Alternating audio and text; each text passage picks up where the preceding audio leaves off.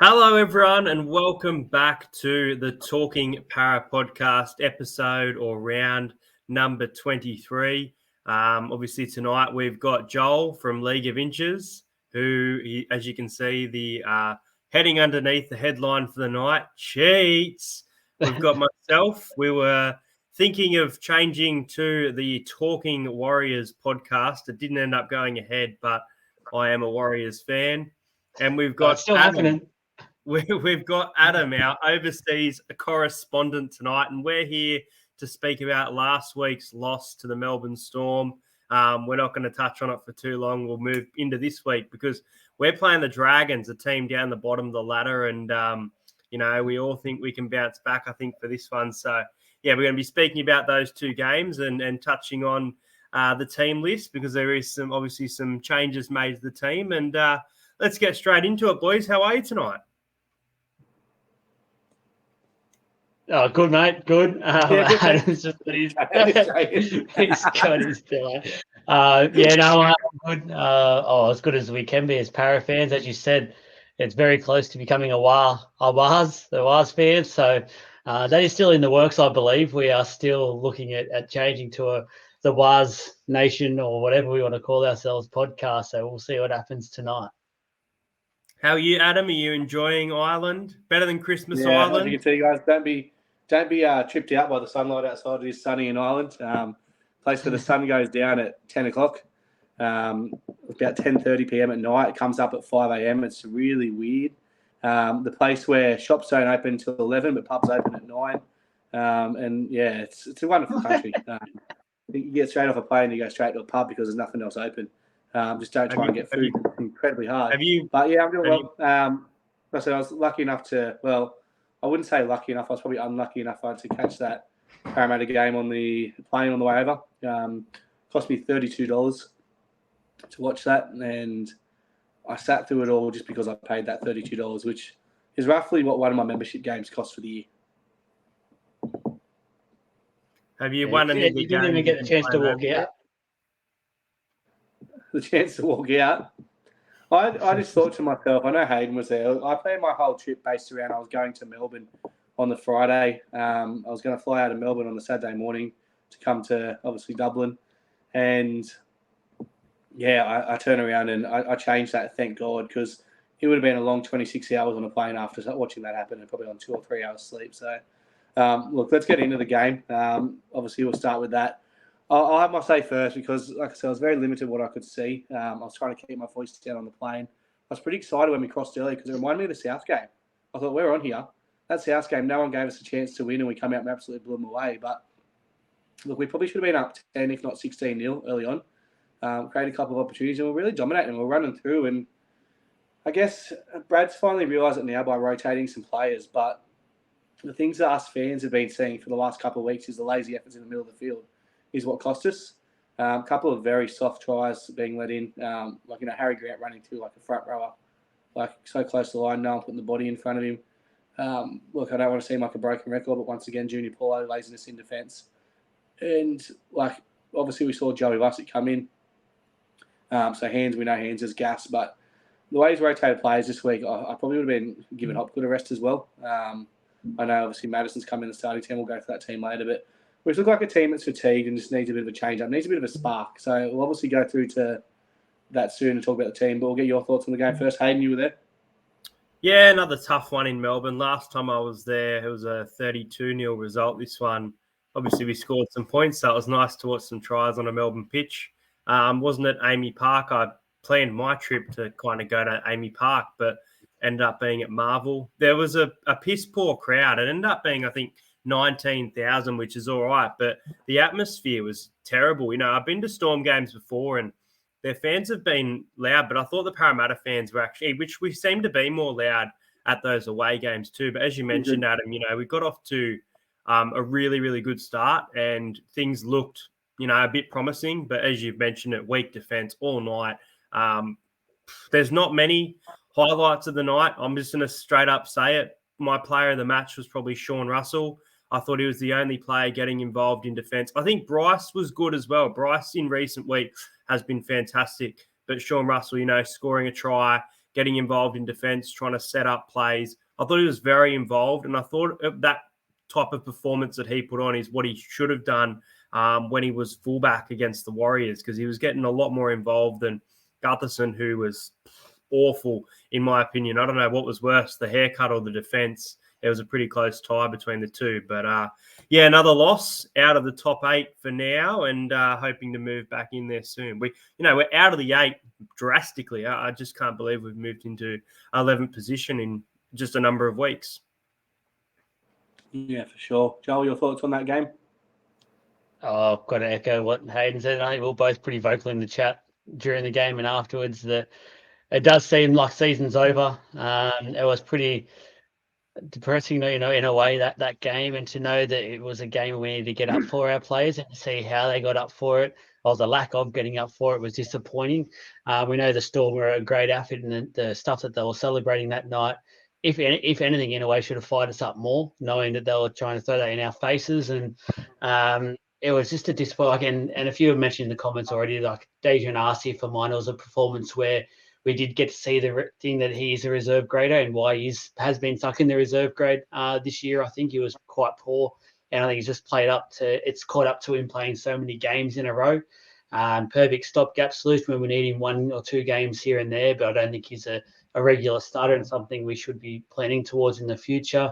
Like even players like Hansnap definitely deserves a rest. I think he's sort of just running on empty for a lot of that game, and it's hard to be critical of too many players because I think overall, and Hayden summed it up, I think we were just really poor. It's hard to say anything positive to even pick out a player that I thought was good is hard as well, because Russell probably was, but at the same time he was the winger. But it was just one of those just really disappointing games, and to do it against the Storm it just hurts you, because it still does to this day. It hurts the Storm beating us. Yeah, for sure. Look, one thing I'll say is, and we obviously spoke about this on the League of Inches, so I'm not going to talk about too much, but I'll let Hayden have his say. We've had most of ours, but obviously them celebrating that 2007-2009 grand final, what they declare the wins, obviously hurts as Parramatta fans. 2009 obviously beating the grand final, 2007 in the prelim final. The thing for me is, I know obviously none of the players are playing back then. It was a long time ago, but there was talk they were going to celebrate that throughout the week. And the players should have had the respect for the fans and the respect of how much it was hurting us and how much that time hurt us to actually turn up and put in a better performance. Like I said, I don't expect them to be hurt by it unless they grew up as Parramatta fans. But the simple fact is they should have turned around and put a bit more in, because it's like we gave up. It's like they scored those 3 quick tries and we gave up. There's no there. Look, you touched on Arce. I touched on the week before. You're right. He's a fringe first grader. He'll never be a first grade 5'8" in any starting team, really. He's always going to be that player that comes in and fills the bench. He won't play 14 now. We've obviously seen him fully dropped. You think Hands will come into maybe 14, or Hands back to 9, Lussick to 14 next week after he's given a rest this week. For me, Ogden, I think we've seen the last of him this year as well, with Greg returning this week. Obviously, RCG to come back in that team as well. And for me, Ogden, it's just lazy efforts. He needs to find that way. He was good in patches, but as soon as he's been put in a starting team, he hasn't been up to it.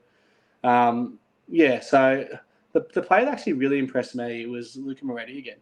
And they've got to start getting his time up. Like, I reckon he's been our best forward. I know he hasn't had the run means, but he only played 17 minutes, right?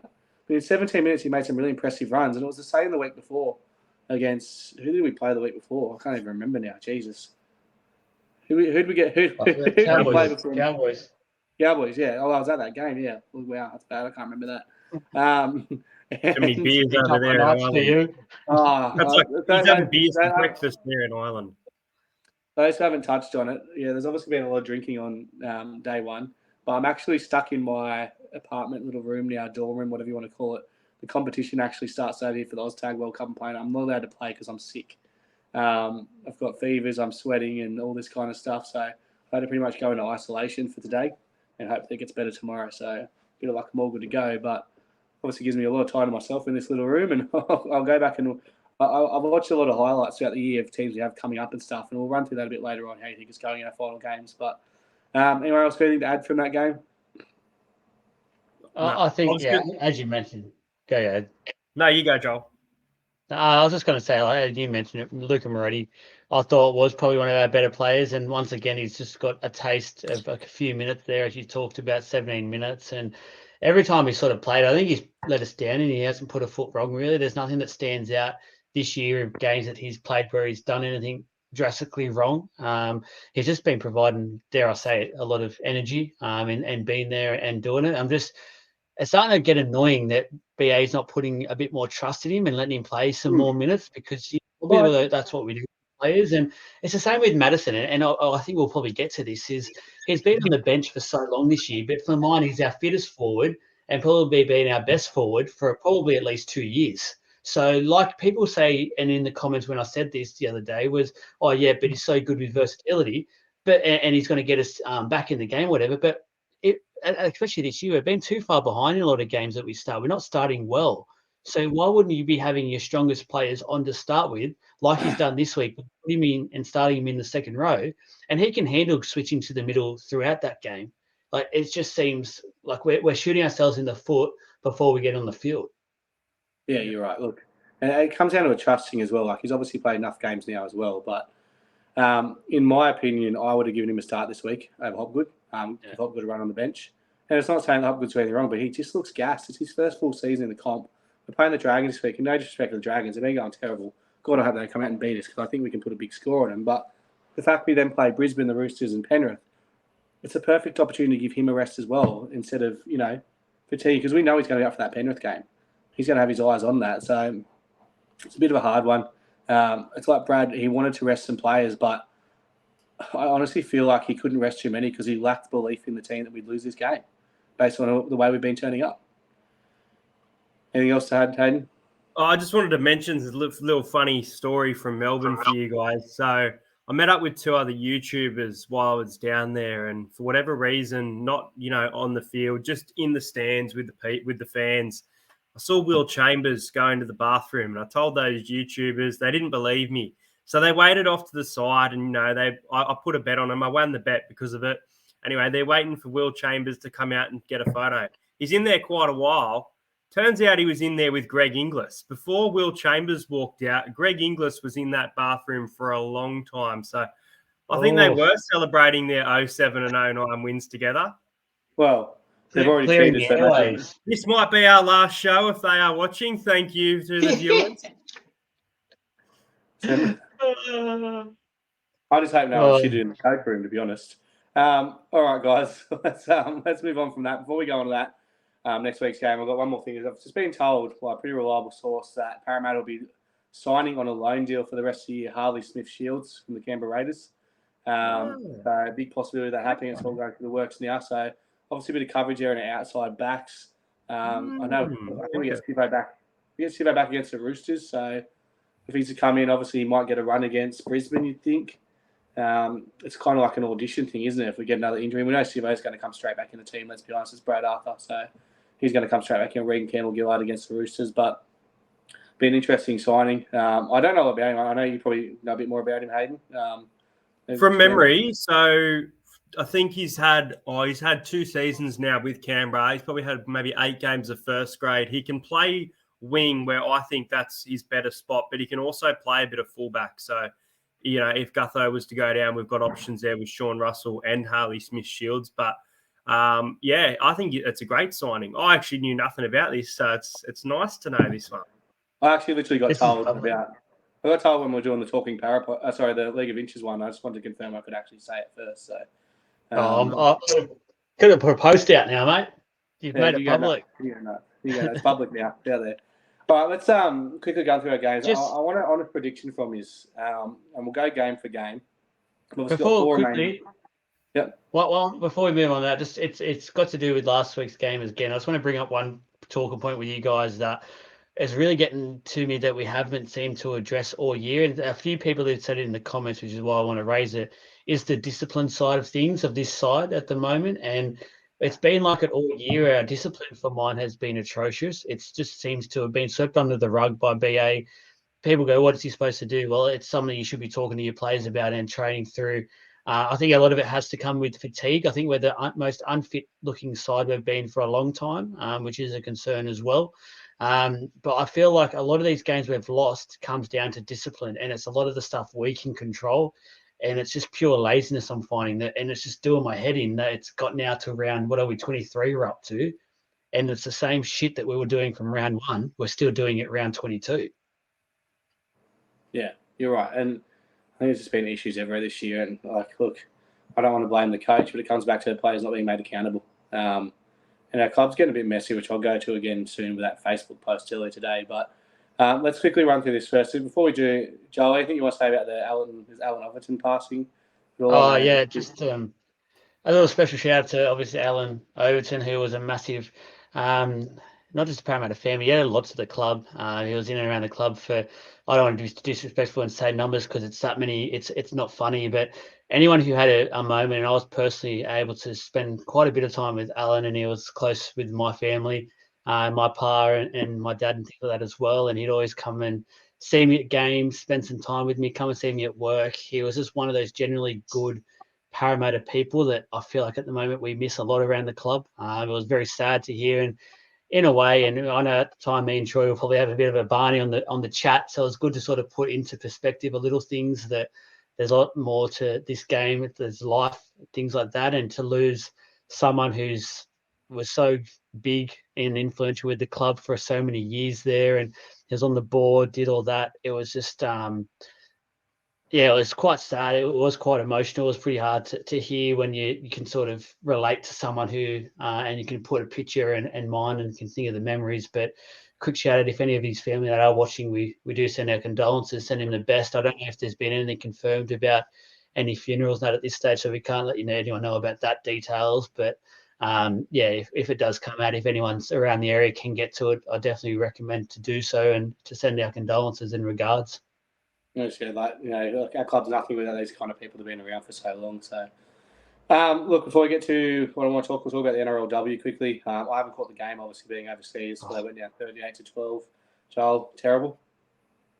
Yeah, Hayden go first if he wants on this one. If he's, I didn't catch it, man. I didn't catch it. yeah, well, I've watched both games. It's been atrocious, and look, I don't want to start saying too much to get us into too much more trouble on this podcast with the way this episode's gone so far. But I've heard and been told a number of rumours about this side, and I'm not surprised with where they sit.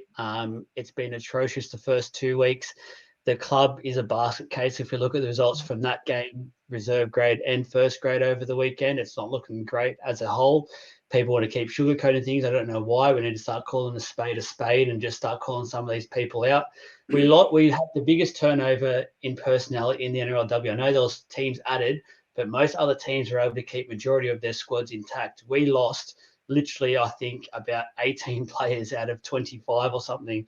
There's personnel reasons why I believe. There's coaching reasons why I believe.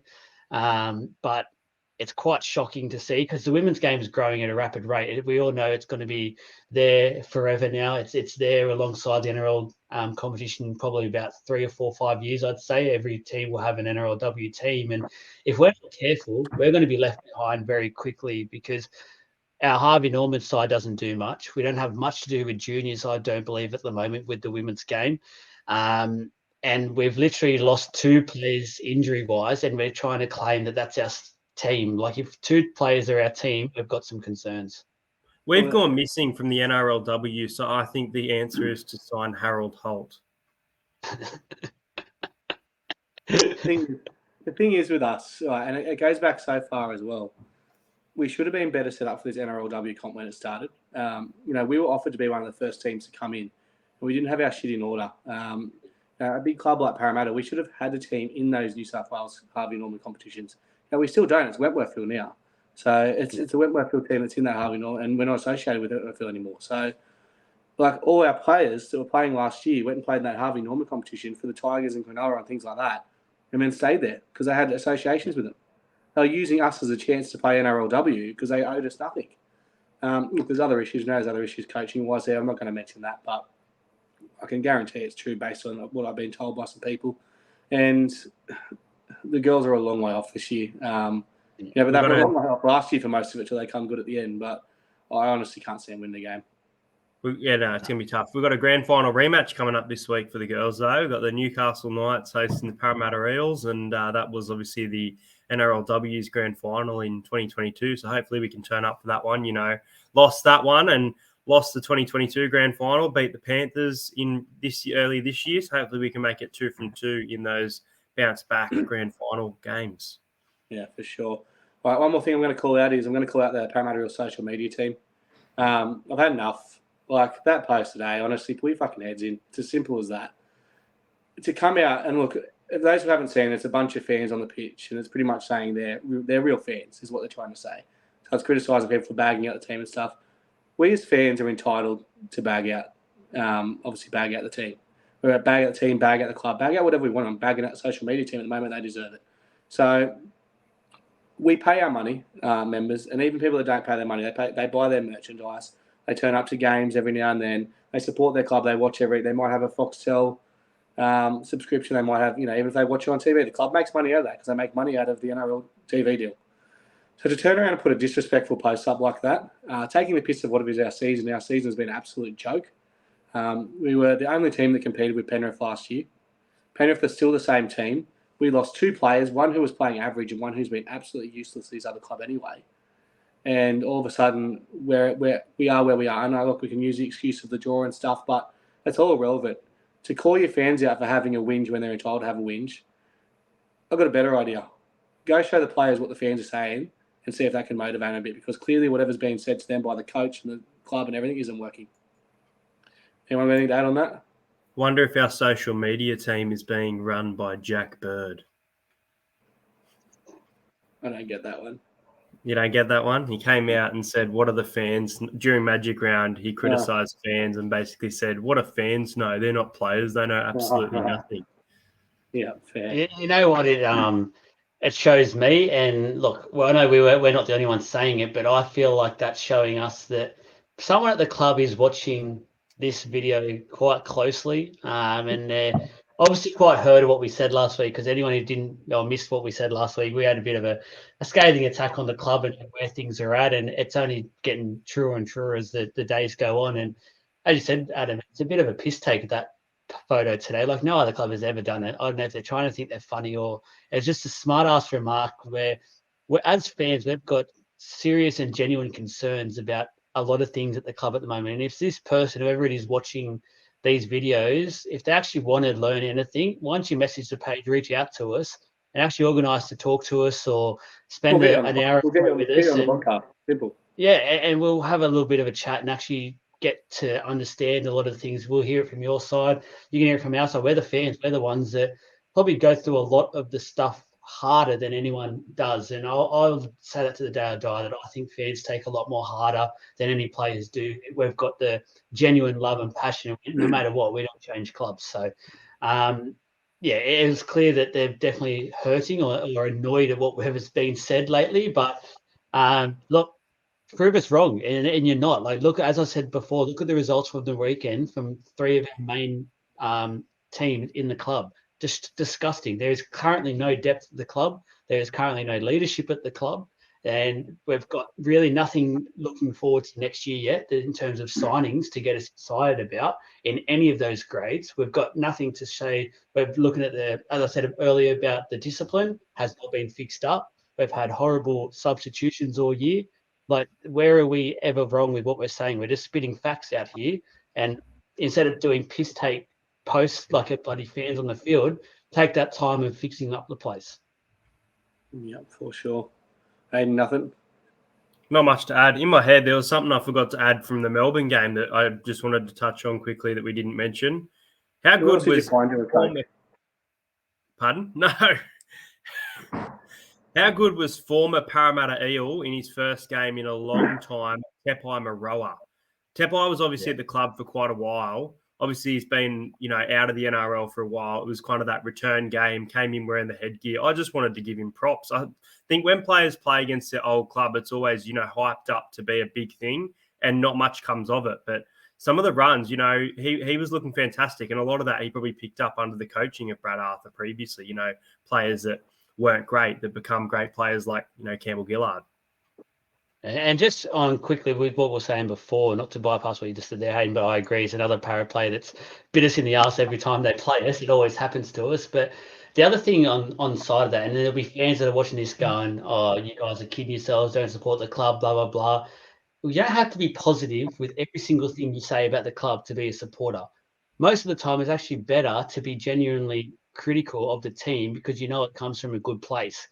And every time I put comments on like the social media pages of Parra, that many, it is pretty much the same people every time that will come at me and say, you don't support the club, blah, blah, blah. I'm one of the most passionate supporters you'll ever meet for Parra. I'm blue and gold heart, blue and gold blood till the day I die, as I said. But there's got to be times where you hold the club accountable because if we don't, I'm telling you now, in the next 3 years or 4 years, we'll end up like the Tigers. And we don't want to go to that ever again like we were 10 years ago. Well, We don't want to that's the be at that concerning club. thing. The concerning thing is you look back at 2009, which is our last grand final appearance for last year. 2010, we missed the finals in a pretty similar disappointing season where we were one of the teams that were predicted to win the comp. And then 2011, we come second last, 12th, 13, we get wooden spoons. And I think we can chuck in. I think we can chuck in 2017, 2018 to that because you mentioned we're expected to win the comp, right? 2018, after that fantastic final series going into it, we expected to win the comp. No, we didn't make grand final, but we just dropped off. Not as bad as this year, but it's frustrating. You're right, and it's that 2017. Yeah, I still believe to this day if we beat Melbourne in that first week, which we should have, we were cheated. If we beat Melbourne, we would have won the comp, in my opinion. Let's move on. This is going to be a pretty quick one, very simple. We're just going to run through the final four games, not home games, and give you predictions. I'll go first. Look, I see us obviously beating St George's Bay comfortably. The Brisbane game, and he's going to laugh at me, but I've always had us beating Brisbane on this run home. I've had us losing other games to the Cowboys. Melbourne was a flipper. I've always had us beating Brisbane. I think we seem to get ourselves up for playing at Brisbane in the last few years, so it's one of those ones we'll turn up for. We beat the Roosters, and it all comes down to Penrith. I can't give a prediction on the Penrith game. I'm really struggling to. I want to hope that if we're playing for a final spot and then the week off we go out and give it our all. Obviously a grand final rematch, but given the fact that we played them in a grand final last year, we've already beat them this year in a pretty close game. It's going to be a very hard game to win or lose, but we can win 3 games and make the finals, so make a lot of results going our way. We finish about 8th. If we win all 4 games, we can finish about 6th. Hayden? I think we beat the Dragons on Sunday. Next week against Broncos is so hard to pick, man. Like right now, I would probably have Broncos, but I think we're going to see a lot better attack this week with Dylan Brown. And look, I think I'm underestimating how good Parramatta are with Dylan Brown. So I think there's a chance we could beat the Broncos. We played really well against them in Darwin. If we do, it'll be a close game. The Roosters, it'll be tough, but I think we can grind out the win at home, which probably puts us into about that 7th or 8th. But I think we go down to also might put us into 6th or 7th. And I think we finish in about 7th or 8th if we do, because I think we lose to the Panthers. I know that the Panthers, we've been really good against them in recent years, but I think they're on another level right now. So that's a game that I have absolutely losing, and I won't be traveling down unless someone gives me free tickets to that game. And then obviously the 2 points. So look, I could see us finishing as low as 10th as my lowest, but I think that we will just finish in 8th potentially if results go our way. I'll tell you this much. If we're playing a game to make the finals against Penrith at Penrith, I think I'd rather us lose the week before to the Roosters if we're going to lose that Penrith game and just get it over and done with. Joel? I'm not as optimistic. I think we will beat the Dragons this weekend, but a little bit worried about what I saw last week against the Storm and how they turned up those players. So I wouldn't have it as a definite pen in. I am a little bit concerned, but we should get it done. Broncos are just a different team this year. It's at the Gabba, so that might help us a little bit, not being at Suncorp, but they're just a different base. They're playing so well. I was expecting them to fall off the perch at the moment, but if anything, I feel like they're getting stronger and we're getting weaker, and letting those bad habits that we had at the start of the year start to creep back into our game and our playing style. So I'm hoping, as Hayden just said, Dylan Brown injects some energy. We know that he just definitely needs to come back and show us fans that he's sorry and apologise on the field with his performances. We don't care about what he says. He can say whatever he wants, but show us with his actions. The Roosters game, a little bit worried because, as Adam said, they are starting to find a little bit of form, but we should be able to get it done at CommBank. The last game for the year at home. It looks like it will be for us. So hopefully we get up for that one. I can't see us going near Penrith, if I'm being honest. I know we've sort of been with them for the last couple of years, but they're just another team that are on a different beast at the moment. And the other thing you have to think about is them and the Broncos are in a neck-and-neck race for the minor premiership, which I think both clubs will want to win and make sure they get that home final as well. So, it's... And obviously the buy as well will beat the buy, obviously. But I don't see us making the 8. I see us finishing. I think I've got us as 10th. I think in the end, because the other thing you need to think about is teams like the Knights and that have actually a pretty easy run home, and I feel like they'll just keep winning, which will be hard for us. No, they didn't have an easy run. They just won the games they had to win. That we lost the games we should have won. Yeah. Needed to win. So, all right, let's move on to this week's game. Look, this game couldn't have come at a better time, in my opinion. Dragons have been terrible. Dragons always turn up against us. At Combank Stadium, their fans always turn up in good numbers as well.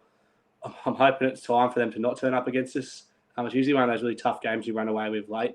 I'll run through the team quickly, so there is changes. So, Guthart fullback, Isaac Lumi somehow returns on the wing.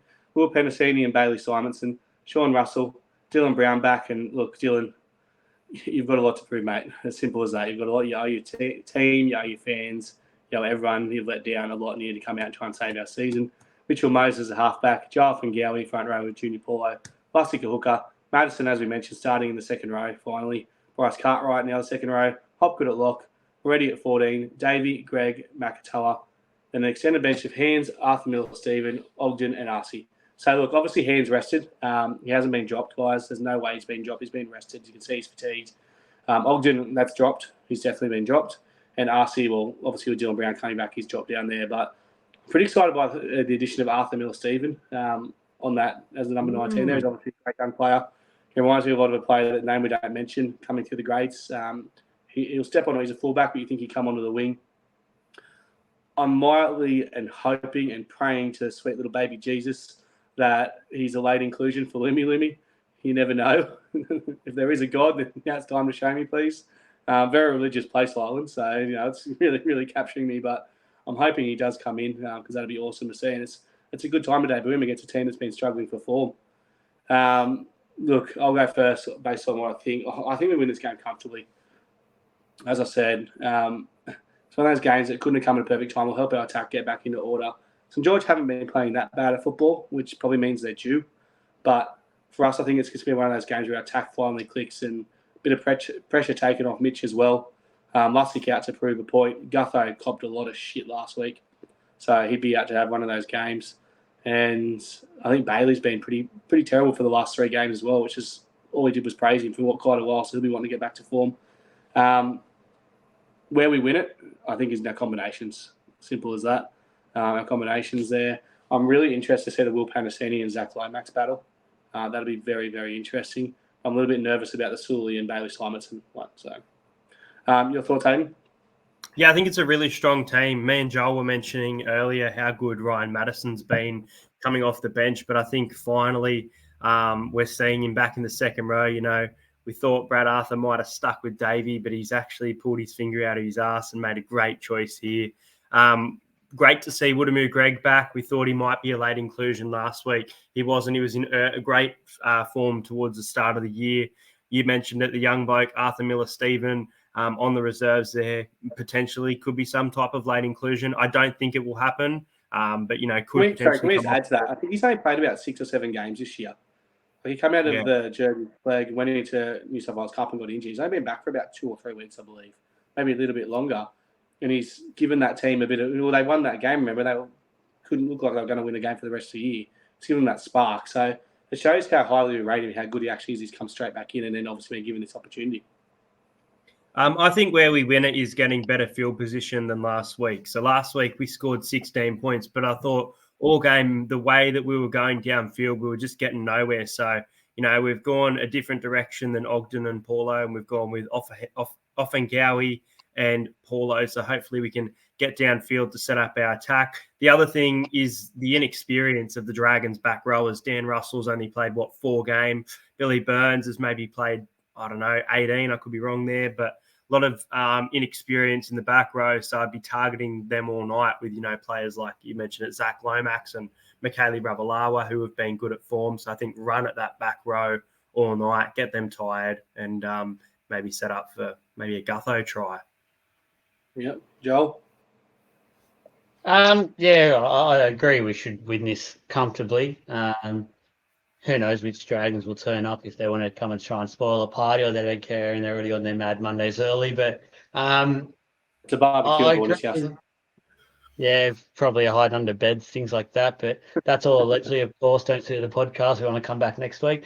Anyway, I agree with everything you guys have said player-wise. So one thing hasn't been mentioned yet. I'm not too worried about the attack side of things. I still think our attack is there. I'm more worried about us defensively at the moment. The last few weeks have been very disappointing, and I hate to say it, that's all effort, and it doesn't feel like the effort has been there the last few weeks from the players when the defense isn't there, especially up the middle. One thing that does concern me slightly, I keep looking at it, is our bench. I think our bench makeup is a little bit off.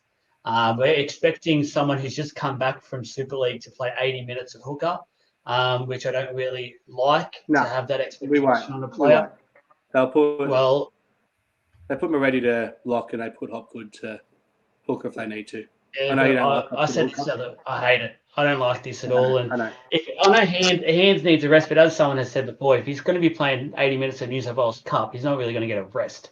So that's a bit stupid. I would have rather have him on the bench and say, come on for a 20-minute spurt as his rest this week, and then go back next week if it's starting or however it works. That's how I would have personally gone with it.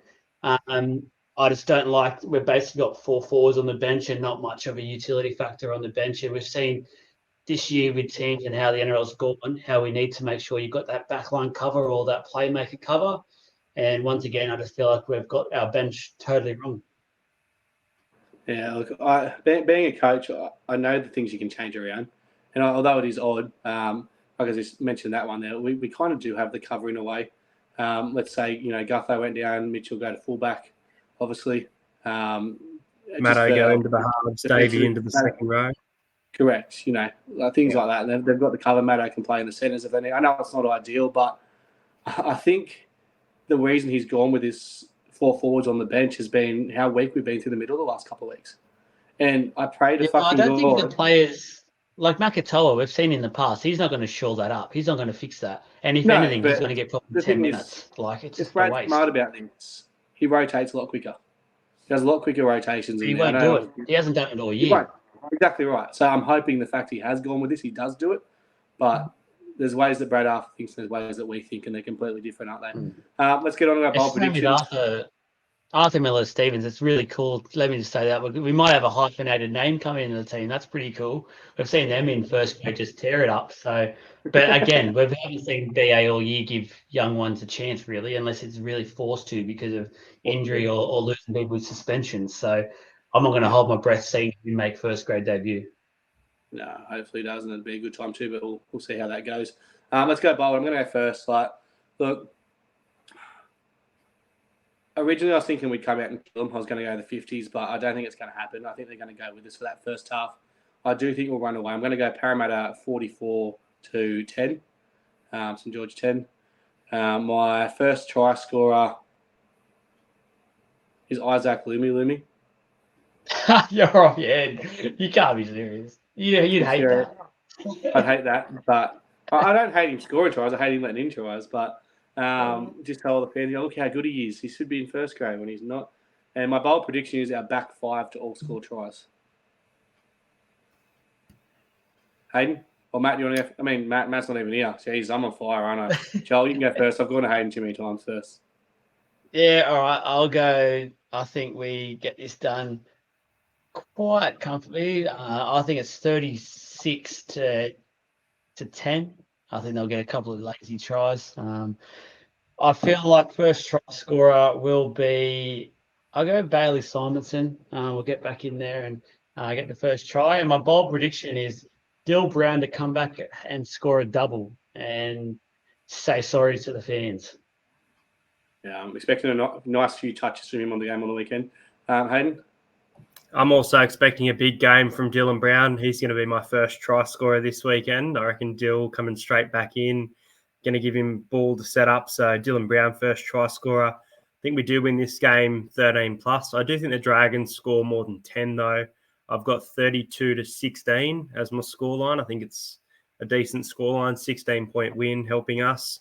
Bold prediction, I'm going to say I reckon it will lead into try assists. So let's go Mitch Moses, 2 try assists into Will Penasini, 1 try assist.